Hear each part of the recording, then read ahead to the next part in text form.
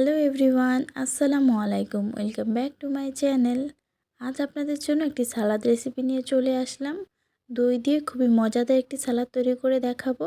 এই সালাদটি আপনারা একবার তৈরি করলে বারবার তৈরি করতে বাধ্য হবেন। তো আশা করি আজকের ভিডিওটি ভালো লাগবে। চলুন তাহলে মূল রেসিপিটি দেখে আসি।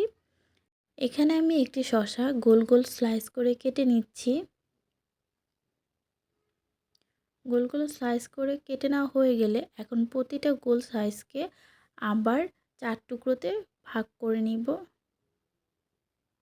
এই তো দেখতেই পাচ্ছেন আমি কিভাবে 4 টুকরো করে নিয়েছি। এরকম ছোট ছোট টুকরো করে নিতে হবে।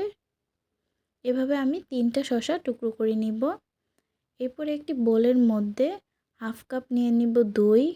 এর মধ্যে দিয়ে দিব সামান্য বিট লবণ, সামান্য নরমাল লবণ, হাফ চা চামচ কালো গোলমরিচের গুঁড়া, 2 চা চামচ চিনি, 1 টেবিল চামচ সয়া সস, 1.5 টেবিল চামচ টমেটো সস, 2 টুকরো লেবুর রস।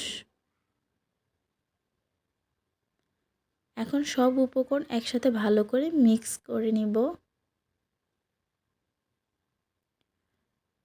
সব কিছু একসাথে মিশানো হয়ে গেলে এর মধ্যে এখন কেটে রাখা শসাগুলো দিয়ে দিব। এরপর দিয়ে দিব 1/4 কাপ পেঁয়াজ কুচি, আর পেঁয়াজগুলোকে একটু কচলে দিতে হবে। এরপর দিয়ে দিব 2 টেবিল চামচ ধনেপাতা কুচি, 2 টেবিল চামচ কাঁচামরিচ কুচি। এখন সব কিছু একসাথে মিশিয়ে নিব। সব কিছু একসাথে মিশানো হয়ে গিয়েছে। এই তো আমাদের সালাদটাও তৈরি হয়ে গিয়েছে। এই সালাদটা আপনারা পোলাও, বিরিয়ানি বা কাচ্চির সাথে খেতে পারবেন। খেতে খুবই অসাধারণ লাগে। আপনারা একবার তৈরি করলে বারবার তৈরি করতে বাধ্য হবেন।